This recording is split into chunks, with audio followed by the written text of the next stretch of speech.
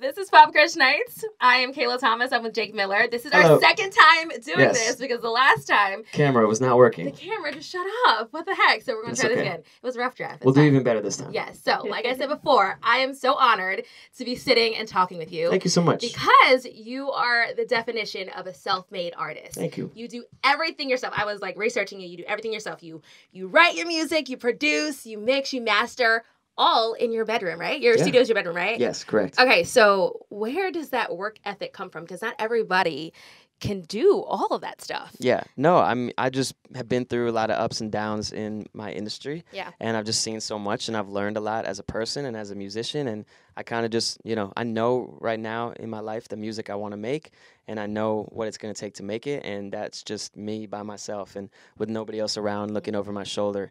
And so that's how I make, my best music, just by myself in my room. And it's super comfortable. There's nobody there. There's no, hourly rate that I have to pay for a big fancy studio. It's just me in my room, and there's no pressure. And that's how the best music is always made for me. Absolutely. Okay, so let's back up to your childhood. Yeah. Where did your love for music come from? I've always loved music, but I didn't really think it was like a realistic career, until probably senior year of high school. I always, grew up dancing and listening to NSYNC and Backstreet Boys and Eminem. Those were probably, the earliest musicians I can remember. Mm-hmm. And then my dad turned me on to people like Bruce Springsteen and the Eagles and Jimmy Buffett. And so I've always just had a huge appreciation for all kinds of music, but I never really thought that it could possibly be like a career for me until later on in my life. But I started rapping in high school just as a complete joke. And and it blew up into something. Took off. Yeah. It took off, yeah. Who would have thought? Okay, so what were you like as a kid? Were you like shy? I was pretty shy. Really? I'm not going to lie, yeah. Yeah, I didn't like the spotlight. I never put myself out there. Really? This was before social media, so it's like the only people that knew me were my friends, and I was just very low-key. I was never one to, run for any talent shows or right. I don't even know if that made sense, but you know what I mean. Like, I never put you myself never put yourself out there. Yeah. Yeah, so this is different. Okay, so how did you start making music? So I got a MacBook one year for the holidays, and it came with GarageBand, which is the most basic form of producing beats. And I just opened it one day. I started making my own little loop, making my beats, and I'm like, oh, this is fun. It's a new way of expressing myself. And then all of a sudden, I just kind of started inviting friends over and rapping on top of these beats, like using the microphone that's attached to the iPhone headphones. Like I didn't have a microphone. And we were just like writing rap songs about like our teachers and our girlfriends. And at the time, I had like this English class, and we had a year-long project to write a bunch of poems and do something with them. Like we could do whatever we wanted. And I turned all my poems into a mixtape where I basically rapped my poems on top of beats. Oh, and that was like the first time. Awesome. Yeah, that was like the first time that I did it outside of just like for my friends. Yeah. I turned it in, I got an A. To this day, like I'll never forget that class and that teacher, because that's kind of what started it all for me in a weird way. Yeah. So when artists are beginning, they usually draw inspiration from somebody. Yeah. Who was the person that you looked at and be like, wow, like I want what he has. I want to be where he's at. I mean, growing up, Eminem was like my favorite. But when I started rapping and making music, at the time, that's when like Mac Miller was really starting to blow up. And for some reason, I just like really related to him. Like he was young, white, Jewish, like, from the suburbs. Like it was just everything that I was. And I'm like, man, this is crazy. Like he was all tatted up and stuff. So there were parts of it where I'm like, he's cooler than me. So I gotta get tats now on my neck and stuff. But I just related to him, and I related to his music and his really feel good vibes. And I would have never started rapping if it wasn't for him. Yeah. So like you were originally a rapper, but it was your label that you were originally with that told you, okay, we want you to start singing. Yeah. How was it to get out of your comfort zone and do something different like that? Yeah, it's pretty tough. I mean, looking back, I'm very glad that it happened, because even, to this day, I don't rap anymore just because I love singing, and they were the ones that kind of pushed me into singing. But at the time, it was tough because rapping is how I started. I was writing a bunch of songs about anti-bullying, suicide awareness, just a lot of like, positive, impactful songs. I wasn't writing about girls and money and clubs and stuff like that. And so these songs were really connecting with people. They were connecting with me, and I was doing it through rap. And then the label came along, and it was my first major label deal. And so I was kind of like, all right, whatever you guys say, whatever you guys says goes.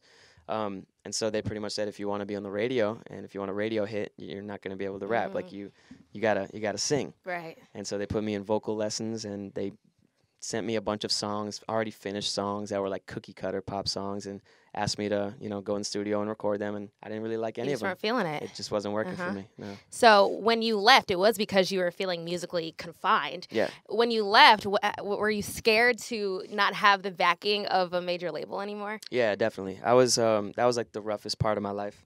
It was probably like 3 years ago. I went through a breakup at the same time.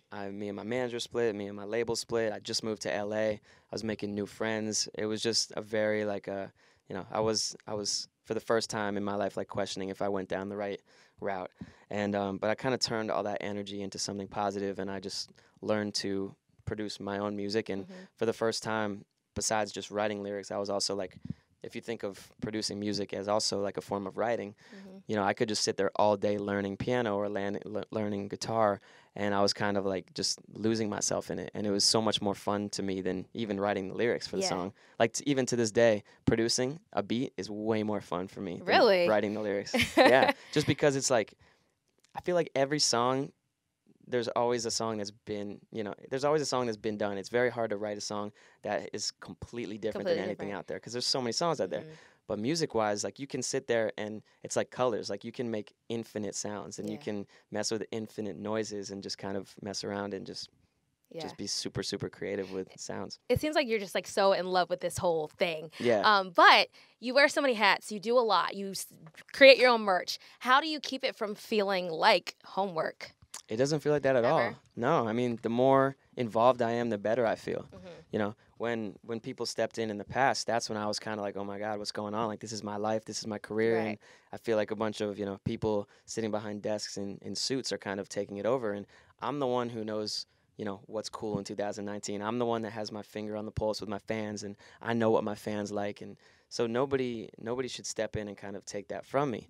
And so, I love designing the artwork. I love designing the merchandise. Like, I don't literally do it, but I have all the ideas, and I get on the phone calls with the people who know how to work Photoshop. If I knew how to work Photoshop, I would totally do it.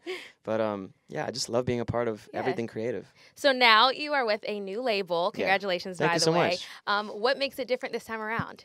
So they basically came in and said, we love everything you're doing. Yeah. We've been watching you in your independent days, and we don't want to change anything about you. Just keep making the music you're making. And they're giving me all the creative freedom in the world. Like, literally, they're not even hearing my music until I send it to them and it's done, which is like, obviously I value their opinion, and if they were like, oh, this isn't good, but everybody there likes my music. And in the past, it was like I was kind of stepping on eggshells, and I would send a song to my manager and he would be like, oh, this is corny.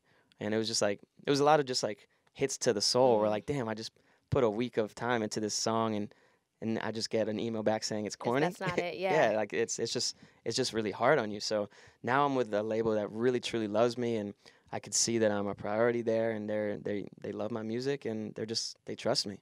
So with this whole rebranding process, if you want to call it, tell us why the world needs Jake Miller. Why does the world need Jake Miller? That's the most important question I've ever been asked. Wow. I think even now, even though I'm not writing about, the same topics I used to be, like the anti-bullying and the suicide awareness, and telling those stories through my music, which not to say I never will again, maybe I will. But I think there's something in my music, no matter what I'm writing about, that just has this positive vibe that you can listen to it, with a 10-year-old or with an adult. And I think it's just kind of universal in a sense where you could just, a lot of people can relate to it. I'm just a very normal person. Yeah. And I'm always about, just what you see is what you get. Just kind of try to be as transparent with everything. And so if I'm feeling sad, I'm going to write a sad song. And, I go through the same things that you go through, and I feel the same emotions you go through. And so, I think that, it's kind of easy to relate to my music just because I show everyone that I'm just as normal as you. Yeah, I can tell that too. So Wait For You. Yeah. Your new EP is coming when? Yes, March 29th. March 29th. Okay, Yeah. So what can you tell us about what's to come with that? 6 brand new songs, including Wait For You. My 6 favorite songs I've ever made. Definitely next level. I have live saxophone on it. I have a choir on it. It's as a producer, I just feel super, super proud of it. Yeah. In the past, a lot of your songs, you know, make people cry. Yeah. You know, and you can definitely tell that you have evolved with your music. You know, from 2 a.m. in LA, Silver Linings. You take that, you let us in on that journey with you as you like mature and get older. For sure. So when it comes to what's coming on March 29th, what emotion are you trying to evoke from your listeners with that one? That's a tough one. Since it's an EP and it's only 6 songs, I wanted to make sure that each song was pretty different than the last. So honestly, there are some really sad songs, and then there's some really fun, upbeat songs. Okay. It's kind of all over the place in terms of, you know, just the vibe, because I don't want all 6 songs to be sad or all 6 to be happy. I feel like it's just kind of a good reflection on my life because, as I said, I'm a normal person. Some days I have an amazing day. Other days I don't feel so amazing. And so that's kind of, you know, how the EP sounds. So the first song is probably one of my favorites. It's very nostalgic, which is like my favorite theme to write about. And it's called Skinny Dip. And it's basically just reminiscing on the good old days. No, it's kind of like a Dan and Shay country pop song. It's really beautiful. So I'm proud of it. So are you trying to cross over and do a little bit of everything? It's not actually country. Okay, but it's like that vibe. It could totally be a country song. Okay, yeah. Cool. So what's good with the tour that's coming? Yeah, it starts April 11th in Vegas at the Hard Rock, going around the whole country. Yeah. 21 cities, and I'm very excited. Where to be can back people on the get road. tickets? JakeMiller.com. JakeMiller.com. /tour. /tour. If you want to be specific. Okay, so to wrap it up, I have some questions for the ladies. I have to do this. Okay. So these are some questions from your Instagram stalkers because we've all seen your Instagram. And okay, so you have to answer them as honestly as you can. Okay. I'm an open book. You ready? Yeah. Okay. Do you ever respond to DMs? Yeah, of course. Definitely. How often? Every day. Really? Yeah, all day. Not all day, but every time I'm on Instagram. I mean, most of the DMs are not bad. Yeah. I love your music. I heard you on the radio. What does it take for someone to get you to see a DM? Because I'm sure you get like thousands and thousands. What is it? It's honestly random. You know, especially because you only can read like the first 3 words. Right. of the DM. Yeah. But you know, I just every now and then throughout the day, I just like to go on and click as many as possible. Okay. Honestly. Most of them are not weird. Okay. 99% are not weird. They're like, I love your music. I just got tickets to your show. Can't wait to see you. Blah blah blah. I tested when I was writing these questions. I tested the theory out and I slid into your DMs and I got curved. You didn't answer me. I'm so sorry. See, it's not personal. I just don't see most of them. I'm sorry. Okay, so did I read it though? I don't think so. That'd be bad if I read it. Right. Okay. It was like the little surfboard emojis. You sent to me? Yeah. Well, what does that even mean? I just wanted to see if you would say something. Like you're like surfing in? Yeah, like I'm surfing in. Yeah, surfing back. What is the craziest one that you've ever gotten? I get people asking me for pictures of my feet, so I'm sure you get some crazy ones. I've seen that many times. Every now and then I'll post a story where I'm barefoot and you'll see like my toes, and I'll just get a bunch of like, post more of your feet. I'm like, what? Oh my God, what? Yeah, but there was this one guy. There's a lot of people who offer me things for money, and there was this one guy who every day for years would, like literally every day for years, would copy paste the exact same paragraph, and he wanted me to come to where he was and step on his stomach with like Air Force Ones. What? And he would pay me to do it. What? Yeah. But he was like, you really don't have to, but I really have this thing, like, I really want you to step on my stomach. Step on your stomach. Yeah, he's like, it would be a paid gig, I promise. I'm like, why specifically Air Force Ones though? I hope you didn't do yours one. No. No, I'm talking like thousands of days in a row. That is crazy. Like, yeah. Okay, so do you ever slide into anybody's DMs? Mm-hmm. Yeah. It has to be like your Instagram crush or something. Like, who does that? Yeah, I mean, I'm single. Yeah. Okay. I'm sliding. Okay, so every now and then. What is your type? What do you look for when you're looking for a girl? I mean, it's really hard to judge over social media through a picture. Yeah. But, you know, I like a good sense of humor. Somebody who loves their family and their friends as much as I do, because I'm like obsessed with my family and my friends. I'm sure they have to get your lifestyle too. Yeah, that's probably the hardest. I've kind of, you know, talked to a few girls recently and in completely different fields, and it's kind of hard to relate. And so that could definitely be a deal breaker. But then again, it's like I don't expect to find girls who do what I do, because it's just a very weird situation. Yeah, I don't know. Okay. Sense of humor is number one. Sense of humor. And you have to like my music. Yes, you have to like his music. Good sense of humor, and you can slide in his DMs because he will respond. Well, thank you so much. Good luck with everything. I cannot wait to hear the EP. Thank you so much. And I hope to talk to you soon. Thank you. Jake Miller, PopCrush Nights.